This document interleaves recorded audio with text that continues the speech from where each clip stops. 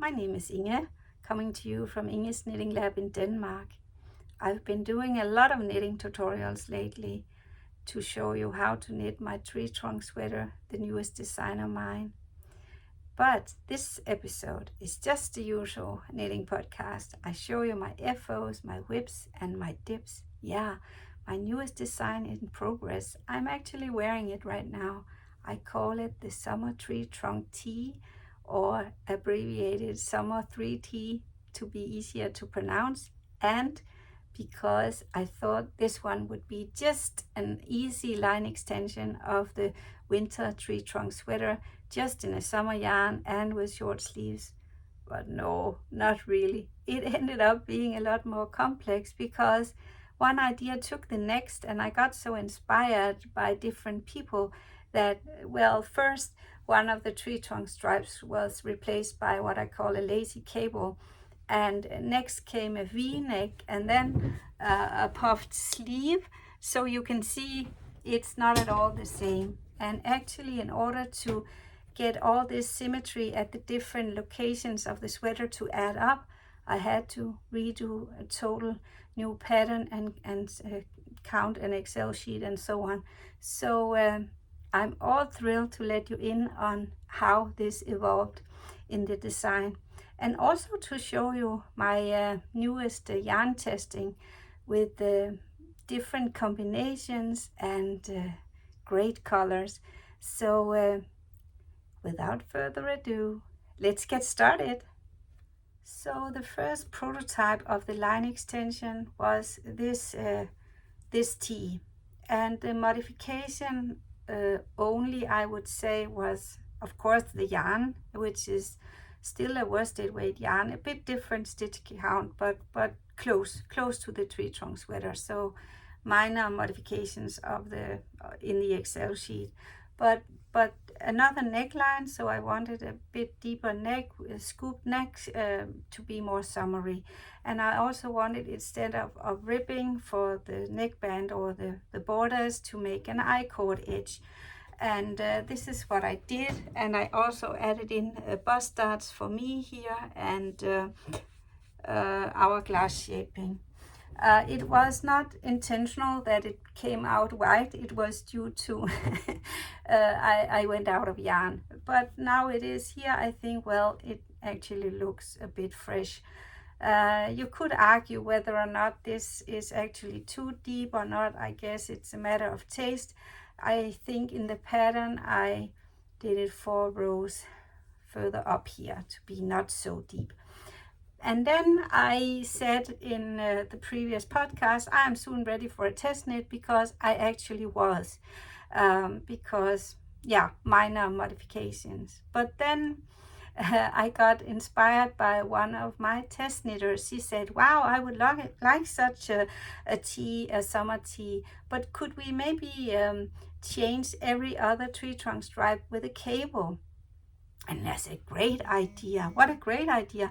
And I have actually played with making these and called it Twisted Forest Sweater. So I've made it in a winter version called what's it called, Brauma and Fivel yarn. So it's a thick yarn, but then I had to change the stitch count. It was not a 3+1 ribbing, but a 4+1, because otherwise this cable would not look nice. So it would be a total redo of the sweater. Then she said, no, well, you don't have to redo. And then she sent me a chart, a stitch chart, to show me how to do cables with the 3 stitches, and just cheat a bit what I call the lacy cable. And then I thought, well, good idea. So let me just change to the next prototype I made. Here I'm wearing the next prototype, and I added in these lacy cables, and actually in this drop spell, just the same composition as Garn Mill I use for this one. So the definition of the stitches is fine, and I think, well, the neckline is round and fine. Perhaps if I wanted a more scoopy one, I should have, instead of 3 stripes here, have 4 stripes. But do you see it? Do you see what caught my eye? Here, no symmetry. Because when I do this design and calculate the cross back width for my size, I need 6 stripes here across the shoulder to fit the size of 2XL and more. And there you go, no symmetry. So my eye hurts. I love symmetry. And I would love to hear your opinion. What do you say? Because it's only this distance. If you have long hair, you wouldn't see it. But anyway, I would have liked a lacy cable in between here, but it simply doesn't add up for the size. So I got a bit stuck and I thought what to do. And now I realized that it wasn't just an easy line extension. I couldn't just do minor redos in the Excel sheet and then be ready off to go with a test knit. So what then? So I stopped rather quickly because I was caught by the eye with this one. And meanwhile I was having a yarn spree, and I thought, well, and the yarn testing was going on, and I thought instead of using this type of yarn, I could maybe use summer yarn with half cotton, half bamboo. You will see all the testing later. And this led me to buy this kind of yarn from Viking. I am very fond of their quality, but this one is also fine. And then I bought some more of it because I thought now I'll expand and try this yarn. And then I came to buy in a different weight. So instead of a worsted weight yarn, I bought a fingering weight yarn. And then I thought, well, what to do? What a mistake. I'm in too much of a hurry, not even seeing that it was fingering weight. I pushed the wrong button instead of the worsted weight version of this. What I intended was bamboo, and I got Bambino. But then I had to redo anyway and rethink everything. And then I thought, well, I might try something different to still get the stitch count of 21 stitches. So now, with a lot of this Bambino yarn at hand instead of the bamboo worsted weight version, I had to consider what to do with all this yarn, because I bought quite a lot in different colors because I like it for testing many sizes and colors and whatnot. And so actually meanwhile doing this summer tee, I'm also working on the design for babies. And I thought, well, this yarn is perfect for babies, because when you make for 3 months or 6 or 9 years old, using a worsted weight yarn or heavier, it may look disproportional to such a tiny body. So I would like to use a thinner yarn. So I thought, well, I might just give it a pause with this, because as my daughter says, if you can't figure it out, leave it be for a while, and sometimes your brain works for you and suddenly you have the idea. So I started developing this tree trunk sweater for babies and made it in this Bambino yarn in a summer version. I also have a Highland wool in fingering weight to do for a winter version, but I thought this would be a great idea. So that's what I did. And when doing this, because babies are not very wide here at the back, and especially not at the shoulders, so you need actually more width going over the shoulder than you need increases in the back. Maybe I sound a bit cryptic, but I will get back to it. So here's where I got the idea that maybe I could solve the problem on my tee for my size. So I thought, well, now I will try to actually do a miniature of the tee design and do it for a baby.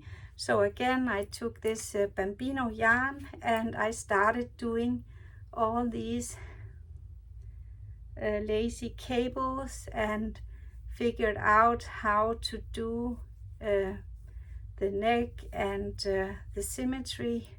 You will see also here, I don't take these stitch markers out before the pattern is written and final, because I do a lot of recounting from model to model to see the modifications and recheck and quality check that I do my calculations right. So so here it is. This is intended for a 3-month-old baby, and it made me think, well, this is a wonderful yarn. I got to love it very much. It's so elastic, it's smooth, it has a nice sheen to it, and it is very soft, and it feels soothing to the skin during summertime. So it's a perfect yarn. But maybe I could do something in a combination so that it will fit the stitch count of this summer tee exactly like this one in this combination. And that's how I came to think about my yarn stash of the silk and mohair, and combined with this Bambino yarn, it actually has the same stitch count. Perfect. And then, you know, then I was all excited, because then I could try getting from the miniature a mini size model to my size model. So let me just put on my prototype number 3. I'm now wearing prototype number 3, if you don't count in this miniature one. And as you can see, my eye doesn't hurt anymore. Here is Symmetry with an uneven number of stripes going over the shoulder. And I have opened up the neck a bit so that there is not just 3 stripes, but actually 5 stripes here. And this one is without a puff sleeve. And I think with my body type, it is better without the puff sleeves, because with an inverted triangle you have enough volume on the upper body, so you don't want to attract more attention. So for my body type, I will prefer this one. But of course, when doing a puffed sleeve design, I need to do it also on myself and my size to see how it works. Yeah. And the other thing I think is worth mentioning now, when I try on a lot of sweaters or tees here in different colors, is that you can easily see when a color will suit your complexion more than others. So when looking at it now, I think the one with the V-neck, this green color, is maybe not the best for me. It is better with this one or the other two that I tried on in blue colors. But again, it's a matter of preference. But it becomes more obvious when you try on a lot of colors here beside or next to each other. Yeah, so I will just try from this one to tell you how I fixed the problem with the uneven number of stripes here. So let me just take this off and get back to you. Let's go back a couple of steps in the design to understand what I did to fix the problem. In a tree trunk sweater, I cast on a number of stripes and did the increases to get the crossback width. And then exactly the number of rows used for the increases here gave me the number of stitches and stripes to go over the shoulder, providing the shoulder width here.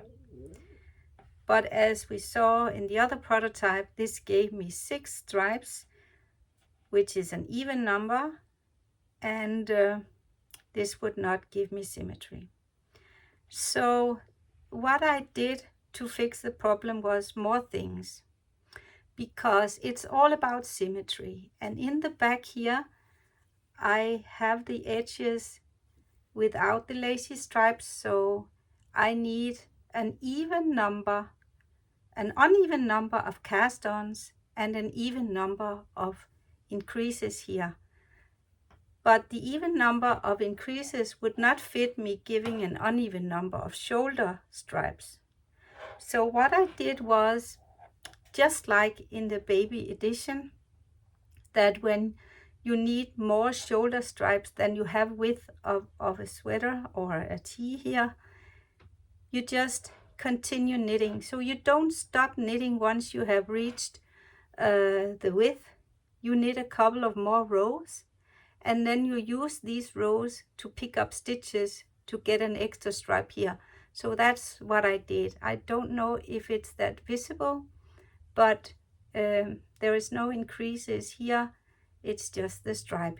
And actually, when you look at the shoulder, it gives me also symmetry over the shoulder. So you can see here, tree trunk, lacy stripe, tree trunk, lacy stripe, and so on. So that is what I did. But in order to do so, I needed to cast on more stitches for the neck to give me less increases here, so that I only needed 4 rows to pick up the extra for the shoulder. So that's how I fixed this problem of symmetry. And then when going to the other side, it was, I would have liked this edge stripe to go further down on the neck, but it is not possible in this round neck design. So this is how it came out here. So we have this, it's not that visible yet because I haven't knitted further down, but it is here, and it is pleasing for my eye with the symmetry. So that was the first nut to crack. But then I got a new request, because one of the viewers said, wow, I would like to test knit this. Is it possible to do it in a V-neck? And this got my mind going. I thought first, yes, of course you can do a V-neck. It's a V, right? How hard can this be? And probably if you're an experienced knitter out there or experienced designer, you would say, yes, this is piece of cake. But to me, not, because this added a whole new thing to sizing and symmetry on the tee here. So let me just grab prototype number 4, the green one, and let's have a talk about this complexity. Because with a V-neck, I added even more complexity, because the V-neck goes on after starting the raglans. So at some point here, there are many variables to take into account when giving symmetry. So I need an uneven number of stripes here, and also in total an uneven number of stripes on the front to get me one center stripe here. And when I do the raglans, I also need an even number, because I have this edge stripe here that I would like to go down in the body. And yeah, where should I start? So the variables, when you need to do a certain circumference, you have the variable of the raglans and the underarm cast-ons.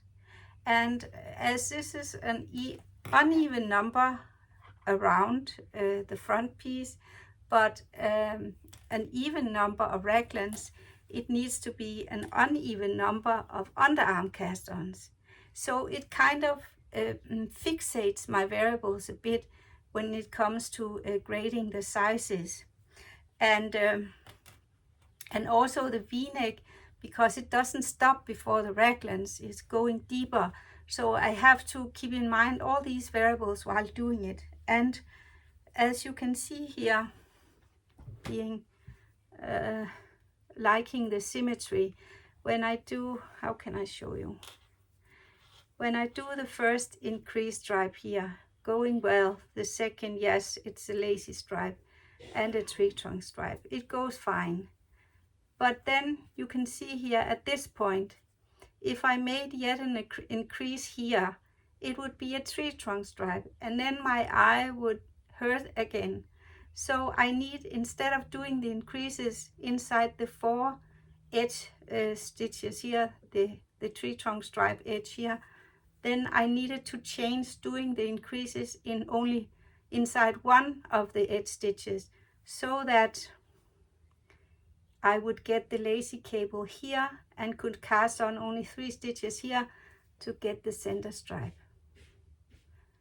And now comes the complexity. This is my size, because in another size the center will not be a tree trunk stripe but a lacy cable, and combined with the number here and the raglans, and you got me going.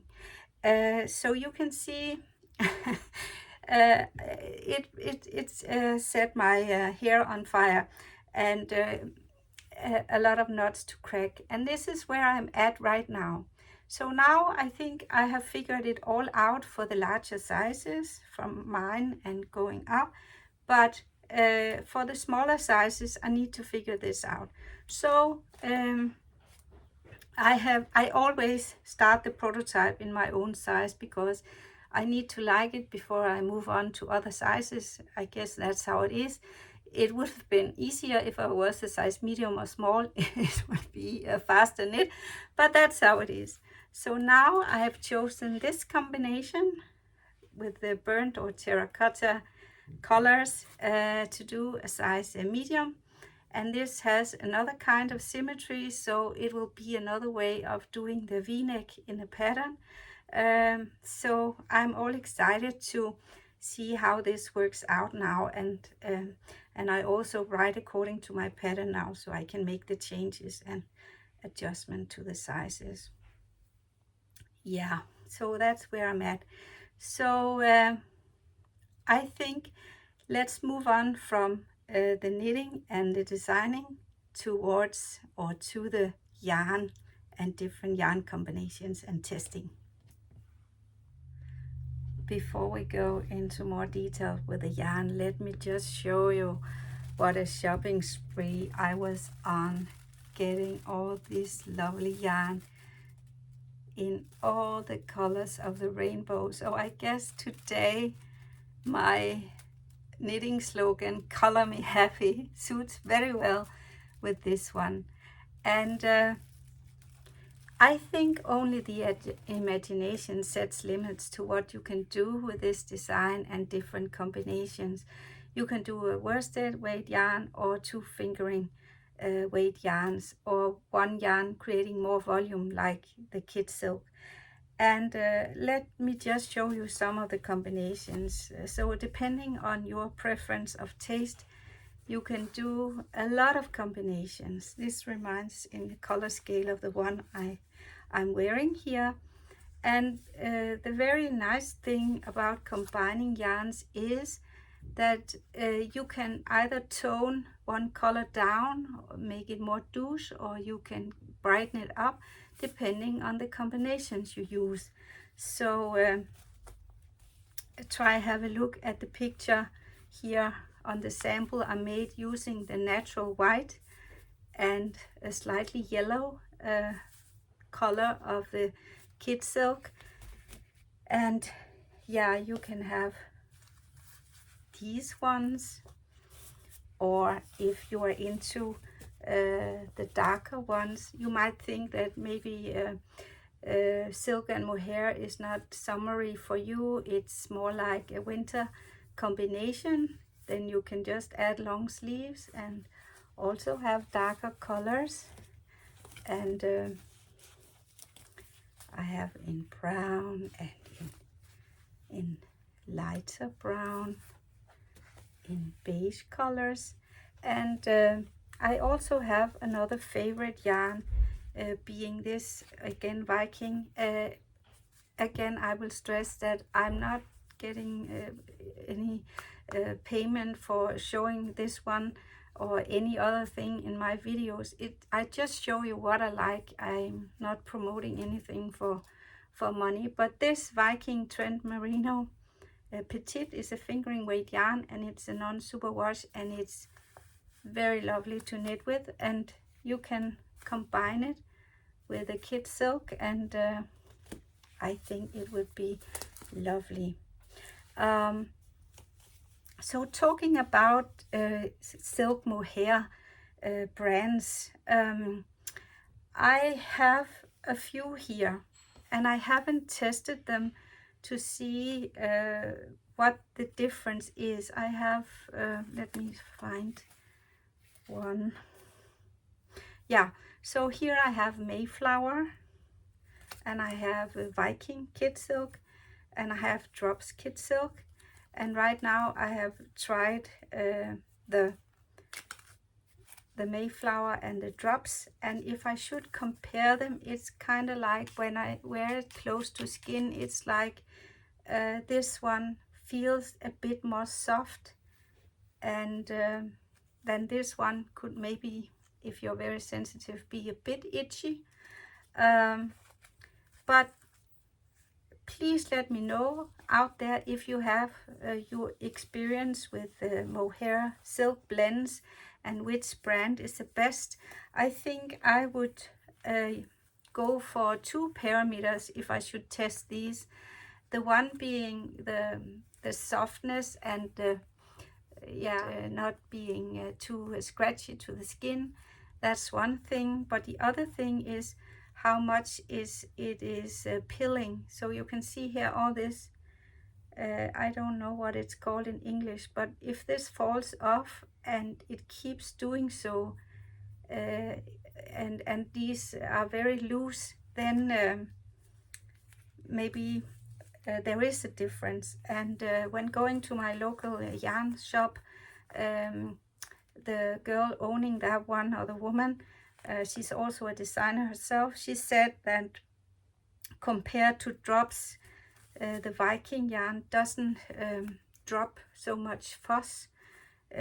But I've also heard people talk very warmly of Isager and other brands, so I would like to hear your opinion of your experience. Which kid silk or which silk mohair blend or brand do you prefer, and why?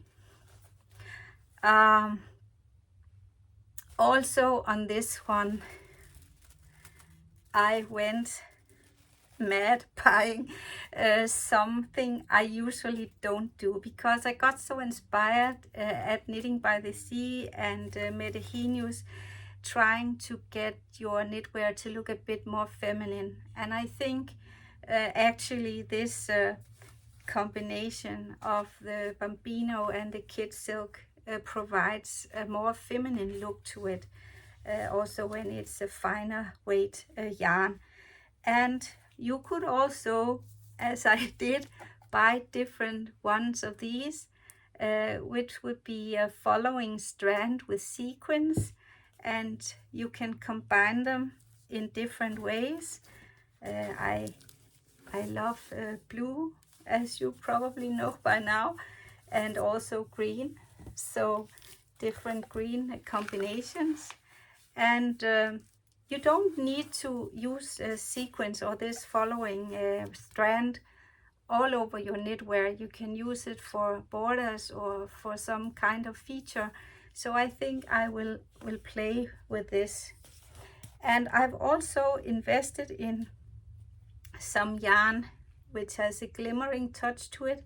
And the feature of such a yarn is there are many brands, and actually Medihenius told us which ones would provide the best stretch for a neckband or a hem, because this is exactly what you can do if you want a stretchy and flashy border of your knitwear. You can add this only as a following strand there, not the whole knitwear. It's not needed.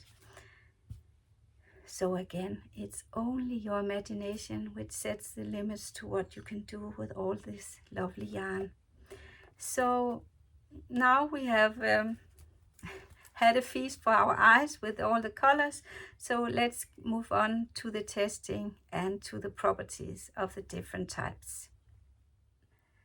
Now when we walk onto this section with properties of the yarn and testing of what I've been doing, I would have loved if you could talk to me through the screen and tell me when I dive too deep and get too nerdy.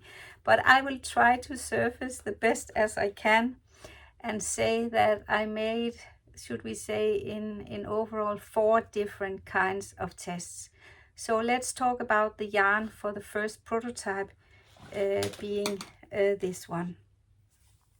So I used, this one was Gangan Mil. I don't have the label anymore because I have no more yarn, but it's the same kind as this Cecilia Svarte Forest, a Swedish brand, Sandnes Garn Line, a Norwegian brand, and Dropspell, also a Norwegian brand. And common for all of those is that they have on the label the same stitch count, 21 stitches and 28 rows. And the composition is 53% cotton, 33% viscose, and 14% linen. And when looking at them, I guess one of them stand out being Sandnes Line because it has a bit more sheen to it. Now these are 3 specific colors, but I have more colors and it's a common feature. I think Sandnes Line has a bit more sheen to it. And when feeling it, they all feel soft compared to when you feel this bamboo cotton. It is a bit more dry to the touch. So one parameter is the look and the feel of the yarn, but what happens when we start knitting with it. I have done swatching of the different brands of the cotton, viscose and linen, and you see the result here. I can also add in some pictures, and maybe it's very hard for you to see, but all the different brands, they come out in the same way before blocking, with the same stitch and row count.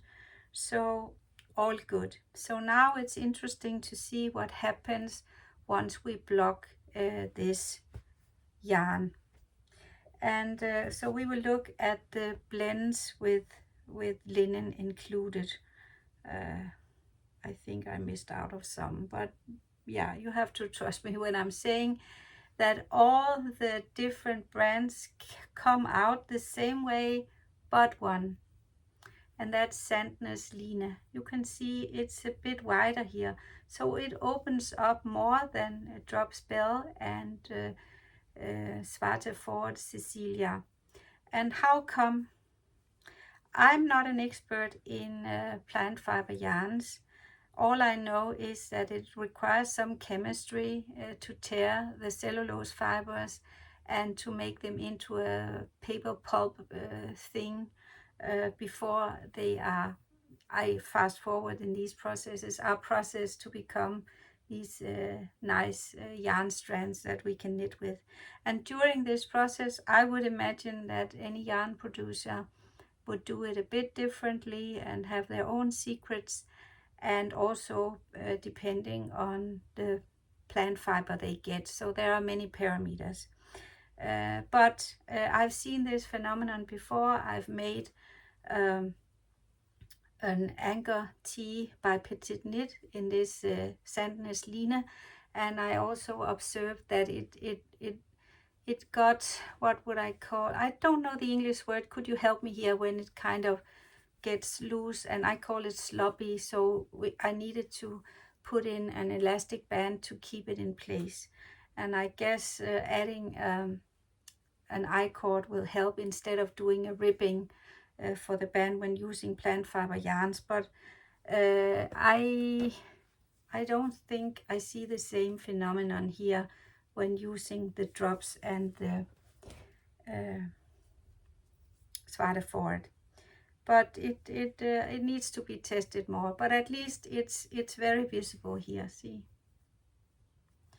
Okay, so that was the blends with linen. So what about if we use a plant fiber yarn only consisting of cotton and viscose or cotton bamboo? And when we start out doing these swatches,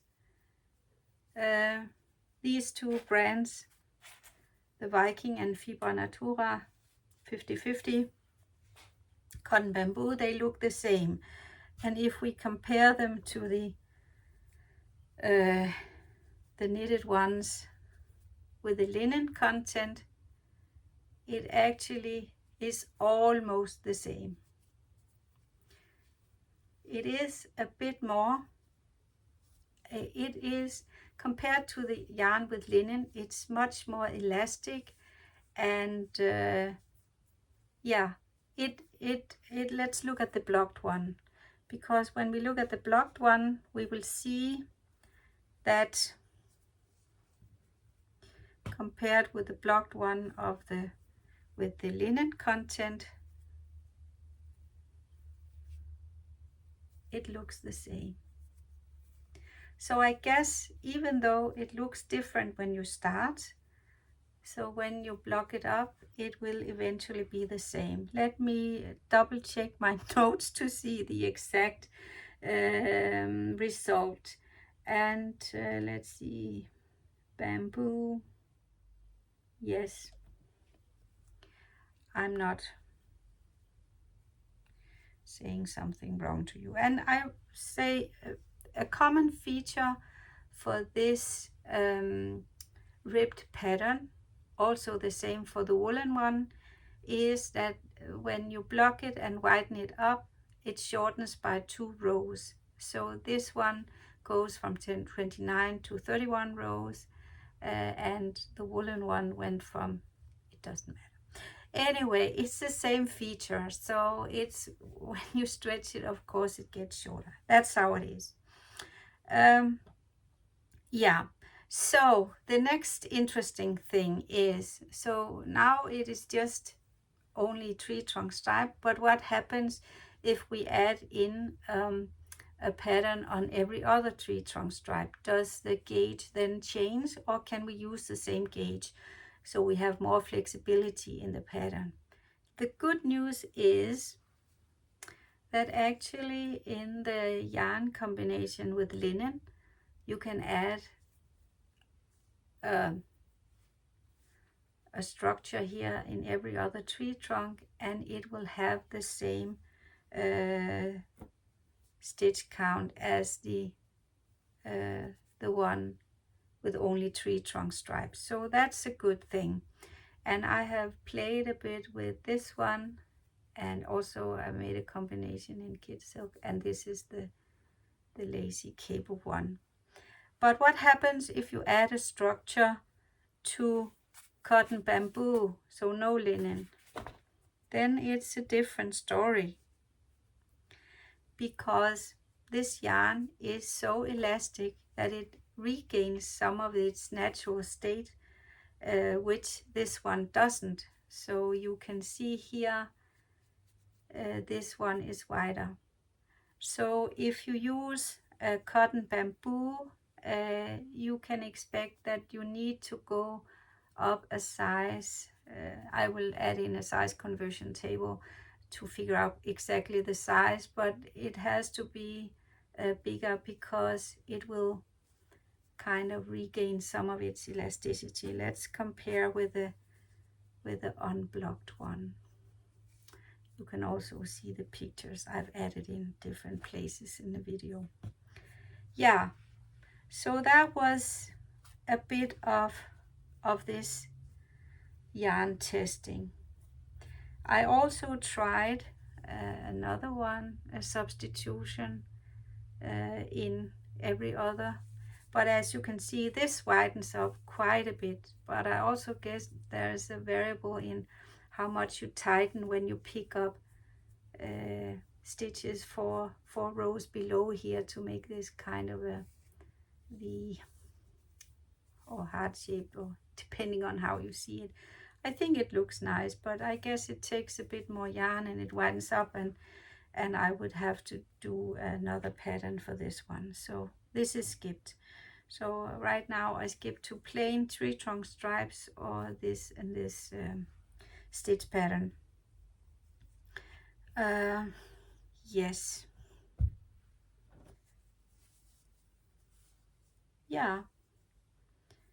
Maybe I could show you. I tried to use color changing yarns and see how it would look like depending on the different other yarn color I used, and I don't know what I think about it. Maybe I think if I have one thing I want to is the word expose or show in my design, then it's the lacy cable, and maybe I spoil it by doing a lot of other things going on with lovely colors. I don't know, but if I should use this one, maybe I would use the light orange or this one. Okay, and then going back to the testing of kid silk, I haven't done it, so please let me know of your experience with kid silk, silk and mohair blends, which ones are the softest, which are not leaving too much fuss on the sofa or other clothes or wherever you go, so that I can try out more brands than I have now. Yeah, I guess that was all about yarn. But when talking about summer yarn, you cannot help talking about tools as well, because it is important to have the right tools for the right yarn. And when working with summer yarns, they are very more slick and with a smoother surface than woolen yarns. So I very much like using these prim plastic needles because they have a more rough surface and more grip, and hence will keep the stitches more in place. And another good thing with these needles is this tip. Maybe you can see it is a rounded kind of a knob, and it really helps when doing this plant fiber yarn, because it can, if you have a very pointy needle, it can easily be caught in between these strands like this, and it doesn't look good if you oversee it in your knitwear. And using this one with a knob, it goes much easier, and again the stitches don't slide off your needle so easily, so it's easier to knit with. Yeah, again, I must say, I'm not promoting anything. I'm not getting paid to say any nice words. I just show you what I like. That's how it is. Okay, I think we have seen enough design and yarn and tools for today. So I will use the slogan once again, very fitting of today's episode. So Roger and over from Inge's Knitting Lab, color me happy. Bye bye.